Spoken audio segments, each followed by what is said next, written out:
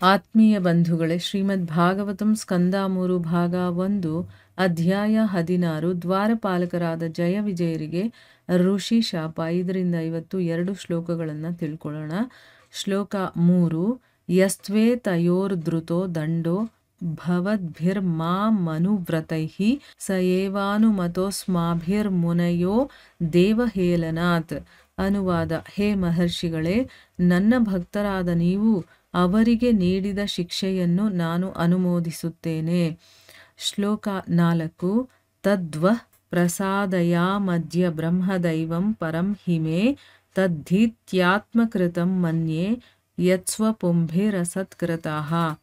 ಅನುವಾದ: ನನ್ನ ಪಾಲಿಗೆ ಬ್ರಾಹ್ಮಣನು ಅತ್ಯುನ್ನತನು ಮತ್ತು ಅತ್ಯಂತ ಪ್ರೀತಿಪಾತ್ರನಾದವನು. ನನ್ನ ಸಹಾಯಕರು ತೋರಿದ ಅಗೌರವವು ವಸ್ತುತಃ ನನ್ನಿಂದಲೇ ಆದಂತೆ, ಏಕೆಂದರೆ ದ್ವಾರಪಾಲಕರು ನನ್ನ ಸೇವಕರು. ಈ ಅಪರಾಧವನ್ನು ನಾನು ಹೊತ್ತುಕೊಳ್ಳುತ್ತೇನೆ. ಆದ್ದರಿಂದ ಈ ಘಟನೆಯ ಬಗ್ಗೆ ತಮ್ಮ ಕ್ಷಮೆಯಾಚನೆ ಮಾಡುತ್ತೇನೆ. ಇವು ಶ್ಲೋಕಗಳು ಮತ್ತು ಅವುಗಳ ಅನುವಾದ. ಈಗ ಭಾವಾರ್ಥದ ಮೂಲಕ ನಾವು ಇದರ ಅರ್ಥವನ್ನು ತಿಳ್ಕೊಳ್ಳೋದಕ್ಕೆ ಪ್ರಯತ್ನ ಮಾಡೋಣ. ಓದ ಭಾಗದಲ್ಲಿ ನಾವೇನು ತಿಳ್ಕೊಂಡ್ವಿ? ಭಗವಂತ ಹೇಳ್ತಾನೆ, ಜಯ ವಿಜಯರು ಅನ್ನುವಂಥ ಹೆಸರಿರುವಂಥ ನನ್ನ ಈ ಇಬ್ಬರು ಸೇವಕರು ಕೂಡ ನನ್ನನ್ನೂ ಕೂಡ ಉಪೇಕ್ಷೆ ಮಾಡಿ ನಿಮ್ಮ ವಿಷಯದಲ್ಲಿ ಅಪರಾಧವನ್ನು ಮಾಡಿದ್ದಾರೆ ಅಂತ ಹೇಳೋದನ್ನು ತಿಳ್ಕೊಂಡ್ವಿ. ಮುಂದುವರೆದು ಇಲ್ಲೇನು ಹೇಳ್ತಾನೆ ಅಂತಂದರೆ, ಮಹರ್ಷಿಗಳಿಗೆ ಹೇಳ್ತಾನೆ, ಹೇ ಮಹರ್ಷಿಗಳೇ, ನನ್ನ ಭಕ್ತರಾದಂತಹ ನೀವು ಅವರಿಗೆ ಕೊಟ್ಟಂತಹ ಶಿಕ್ಷೆ ಇದೆಯಲ್ಲ, ಅದನ್ನು ನಾನು ಒಪ್ಕೊಳ್ತೀನಿ. ಹೌದು, ನೀವು ಮಾಡಿರೋದು ಸರಿಯಾಗೇ ಇದೆ. ನನ್ನ ಪಾಲಿಗೆ ಏನು ಅಂತಂದರೆ, ಬ್ರಾಹ್ಮಣ ಅನ್ನೋನು ಅತ್ಯುನ್ನತವಾಗಿರುವಂಥವನು, ಅತ್ಯಂತ ಪ್ರೀತಿ ಪಾತ್ರನಾಗಿರುವಂಥವನು. ಇಲ್ಲಿ ಬ್ರಾಹ್ಮಣ ಅಂತಂದರೆ ಬ್ರಹ್ಮನನ್ನು ಅರಿತಿರುವಂಥವನು ಅಷ್ಟೇ. ಆದರೆ ಜನ್ಮದಿಂದ ಬ್ರಾಹ್ಮಣನಾಗಿರುವಂಥವನ ಬಗ್ಗೆ ಇಲ್ಲಿ ಹೇಳ್ತಾ ಇಲ್ಲ. ಇಲ್ಲಿ ಎಲ್ಲಾದರೂ ಬ್ರಾಹ್ಮಣ ಅಂತ ಬಂದರೆ ಧರ್ಮಗ್ರಂಥಗಳಲ್ಲಿ ಅದು ಜಾತಿಯಿಂದ ಬ್ರಾಹ್ಮಣ ಅಂತ ತಿಳ್ಕೊಬಾರ್ದು, ಬ್ರಹ್ಮನನ್ನು ಅರಿತಿರುವಂಥವ್ರು ಅಂತ ಅರ್ಥ ಮಾಡ್ಕೋಬೇಕಾಯ್ತಾ. ಅವನು ತುಂಬ ಪ್ರೀತಿಪಾತ್ರನಾಗಿರುವಂಥವ್ನು ನನಗೆ. ನನ್ನ ಸಹಾಯಕರು ಅಂಥವರಿಗೆ ಅಗೌರವವನ್ನು ತೋರಿಸಿದ್ದಾರೆ ಅಂತಂದರೆ ಅದು ನನ್ನಿಂದನೇ ಆಗಿರೋ ಥರ. ಯಾಕಂದರೆ ಸೇವಕ ಏನಾದರೂ ತಪ್ಪು ಮಾಡಿದ್ರೆ ಯಜಮಾನ ಮಾಡ್ದಂಗೆ ಅಂತ ಇಲ್ಲಿ ಹೇಳ್ತಾ ಇರೋದು ಅವನು. ನನ್ನ ಸೇವಕರು ಈ ತಪ್ಪನ್ನು ಮಾಡಿದ್ದಾರೆ ಅಂತಂದರೆ ಅದು ನನ್ನಿಂದ ಆಗಿರೋ ಥರನೇ. ಯಾಕೆಂದರೆ ದ್ವಾರಪಾಲಕರು ನನ್ನ ಸೇವಕರು. ಈ ಒಂದು ಅಪರಾಧವನ್ನು ನಾನೇ ಹೊತ್ಕೊಳ್ತೀನಿ, ಇದು ನನ್ನಿಂದನೇ ಆಗಿದೆ ಅಂತ ನೀವು ತಿಳ್ಕೊಳ್ಳಿ. ಸೊ ಅದಕ್ಕೋಸ್ಕರ ಈ ಘಟನೆ ಬಗ್ಗೆ ತಮ್ಮ ಹತ್ರ ನಾನು ಕ್ಷಮೆಯನ್ನು ಯಾಚನೆ ಮಾಡ್ತೀನಿ ಅಂತಂದ್ಬಿಟ್ಟು ಭಗವಂತ ಹೇಳ್ತಾ ಇದ್ದಾನೆ. ನೋಡಿದ್ರೆ ಆ ಭಕ್ತರು ಯಾವ ಒಂದು ಮಟ್ಟದಲ್ಲಿದ್ದಾರೆ ಅನ್ನೋದನ್ನು ನಾವು ತಿಳ್ಕೊಬೇಕು. ಭಕ್ತರು ಬೇರೆ ಅಲ್ಲ, ಭಗವಂತ ಬೇರೆ ಅಲ್ಲ ಅನ್ನೋದಿಲ್ಲಿ ನಮಗೆ ಕ್ಲೀನಾಗಿ ಗೊತ್ತಾಗ್ತಾ ಇದೆ. ಆಯಿತಾ? ನಾವೇನಾದರೂ ಭಕ್ತರಿಗೆ ಅವಮಾನ ಮಾಡಿದ್ರೆ ಅದು ಭಗವಂತನಿಗೆ ಅವಮಾನ ಮಾಡಿದ ಹಾಗೇ ಲೆಕ್ಕ. ನಾವೇನಾದರೂ ಭಕ್ತರಾಗಿ ನಾವು ತಪ್ಪು ಮಾಡ್ತಾ ಇದ್ರೆ ಭಗವಂತ ಅದರ ಹೊಣೆಯನ್ನು ತಗೊಳ್ತಾನೆ. ಅದಕ್ಕೆ ನಾವು ಹುಷಾರಾಗಿರಬೇಕು, ಯಾವುದೇ ರೀತಿಯ ತಪ್ಪುಗಳನ್ನು ಮಾಡೋದಕ್ಕೆ ಹೋಗಬಾರ್ದು. ಈಗ ಭಾವಾರ್ಥದಲ್ಲಿ ಗುರುಗಳೇನು ಹೇಳಿದ್ದಾರೆ ಅಂತ ತಿಳ್ಕೊಳ್ಳೋಣ. ಭಗವಂತನು ಯಾವಾಗಲೂ ಗೋ ಬ್ರಾಹ್ಮಣ ಪಕ್ಷಪಾತಿ, ಆದ್ದರಿಂದಲೇ ಗೋ ಬ್ರಾಹ್ಮಣ ಹಿತಾಯಚ ಎಂದು ಹೇಳಲಾಗಿದೆ. ನೋಡಿ, ಭಗವಂತನನ್ನ ಗೋ ಬ್ರಾಹ್ಮಣ ಹಿತಾಯಚ ಅಂತ ಕರೀತಾರೆ. ಯಾಕೆ? ಅವನು ಯಾವಾಗಲೂ ಕೂಡ ಗೋವುಗಳಿಗೆ ಮತ್ತು ಬ್ರಾಹ್ಮಣರ ಪಕ್ಷಪಾತಿ. ಯಾಕಂದರೆ ಅವರಿಬ್ಬರು ಕೂಡ ತುಂಬ ಸಾಧು ಸ್ವಭಾವ ಇರುವಂಥವ್ರು. ಅವರ ರಕ್ಷಣೆ ಮಾಡುವಂಥ ಭಾರ ಭಗವಂತನದ್ದು ಅಂತ ಇಲ್ಲಿ ಹೇಳ್ತಾ ಇದ್ದಾರೆ. ಅವರು ಅಂದರೆ ಅವ್ರಿಗೆ ಇಷ್ಟ, ಅವರಿಗೆ ರಕ್ಷಣೆ ಕೊಡುವಂಥ ಜವಾಬ್ದಾರಿ ಭಗವಂತ ಸ್ವತಃ ತಗೊಂಡಿದ್ದಾನೆ. ಅದಕ್ಕೋಸ್ಕರನೇ ದೇವೋತ್ತಮ ಪರಮಪುರುಷನಾದ ಶ್ರೀಕೃಷ್ಣನು ಅಥವಾ ವಿಷ್ಣುವು ಬ್ರಾಹ್ಮಣರ ಆರಾಧ್ಯ ದೇವತೆಯೂ ಆಗಿದ್ದಾನೆ. ವೈದಿಕ ಸಾಹಿತ್ಯದಲ್ಲಿ ಋಗ್ವೇದದ ಋಗ್ಮಂತ್ರಗಳಲ್ಲಿ ನಿಜವಾಗಿ ಬ್ರಾಹ್ಮಣರಾದವರು ಸದಾ ವಿಷ್ಣುವಿನ ಪಾದಕಮಲಗಳತ್ತ ಗಮನ ಹರಿಸುತ್ತಾರೆ ಎಂದು ಹೇಳಿದೆ.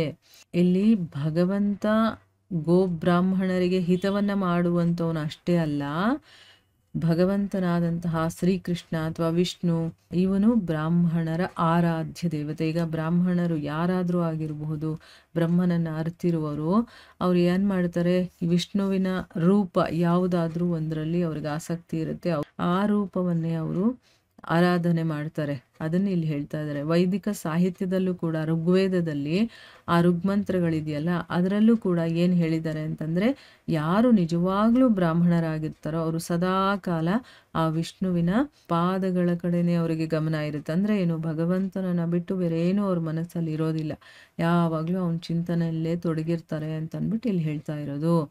ಓಂ ತದ್ವಿಷ್ಣು ಪರಮಂ ಪದಂ ಸದಾ ಪಶ್ಯಂತಿ ಸೂರಯಃ. ಅರ್ಹತೆಯುಳ್ಳ ಬ್ರಾಹ್ಮಣರು ದೇವೋತ್ತಮ ಪರಮಪುರುಷನ ವಿಷ್ಣು ರೂಪವನ್ನು, ಎಂದರೆ ಕೃಷ್ಣ, ರಾಮ ಮತ್ತು ಎಲ್ಲ ವಿಷ್ಣು ಅವತಾರಗಳನ್ನು ಮಾತ್ರ ಪೂಜಿಸುತ್ತಾರೆ.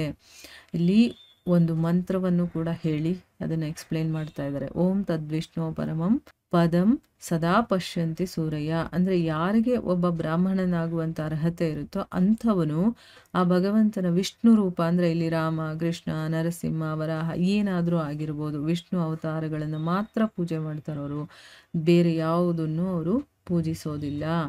ಬ್ರಾಹ್ಮಣನೆಂದು ಹೇಳಲಾದ ಬ್ರಾಹ್ಮಣರ ಕುಟುಂಬದಲ್ಲಿ ಜನಿಸಿದ ಆದರೆ ವೈಷ್ಣವರ ವಿರುದ್ಧವಾಗಿ ಚಟುವಟಿಕೆಗಳನ್ನು ನಡೆಸುವ ವ್ಯಕ್ತಿಯನ್ನು ಬ್ರಾಹ್ಮಣನೆಂದು ಒಪ್ಪಿಕೊಳ್ಳಲಾಗುವುದಿಲ್ಲ. ಏಕೆಂದರೆ ಬ್ರಾಹ್ಮಣನೆಂದರೆ ವೈಷ್ಣವ ಮತ್ತು ವೈಷ್ಣವನೆಂದರೆ ಬ್ರಾಹ್ಮಣ. ಭಗವಂತನ ಭಕ್ತನಾದವನೂ ಕೂಡ ಬ್ರಾಹ್ಮಣನೇ. ಬ್ರಹ್ಮಜಾನಾತೀತಿ ಬ್ರಾಹ್ಮಣ ಎಂಬುದು ಸೂತ್ರ. ಬ್ರಹ್ಮನನ್ನು ಅರಿತವನು ಬ್ರಾಹ್ಮಣ, ವೈಷ್ಣವ ಎಂದರೆ ದೇವೋತ್ತಮ ಪುರುಷನನ್ನು ಅರಿತವನು.